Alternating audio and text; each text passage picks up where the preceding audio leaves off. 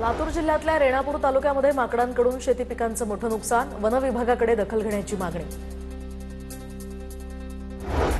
परळी गंगाखेड राष्ट्रीय महामार्गावरील पुलाचं काम 2 वर्षांपासून रखडलं। पुलावर मोठे खड्डे पडल्यामुळे प्रवाशांना जीव मुठीत घेऊन प्रवास करण्याची वेळ।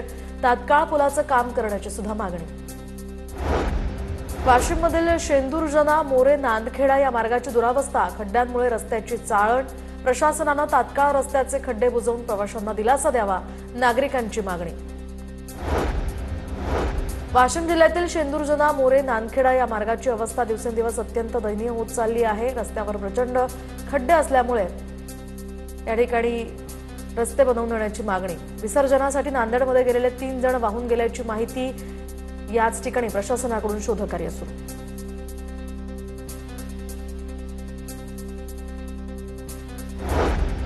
सांगलीच्या शिरगावात ग्रामदैवत सिद्धेश्वर मंदिरामध्ये शिल्लक राहिलेल्या वस्तूंचा लिलाव, तर कोथिंबीर जुडीला तब्बल 20,000 रुपये, तर मानाचा नारळ गावकऱ्यांनी 41,000 रुपयांना विकत घेतला।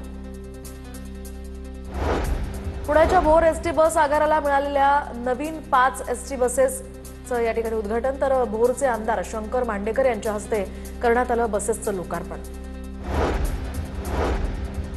चंद्रग्रहणामुळे शिर्डी साई मंदिरातील आरतीच्या वेळेत बदल, दररोज रात्री 10:30 वाजता होणारी शेजारची आरती रात्री 9:15 होणार, तर आरतीनंतर साईबाबा मंदिर दर्शनासाठी बंद राहणार। खग्रास चंद्रग्रहणाच्या पार्श्वभूमीवर शनी शिंगणापूर ग्रहण काळामध्ये चौथऱ्यावरील दर्शन बंद, वैध काळात शनी दर्शन सुरू राहील। प्रत्यक्ष ग्रहण काळामध्ये म्हणजेच रात्री 9:30 ते ग्रहण संपेपर्यंत शनी चौथऱ्यावरील दर्शन बंद असेल।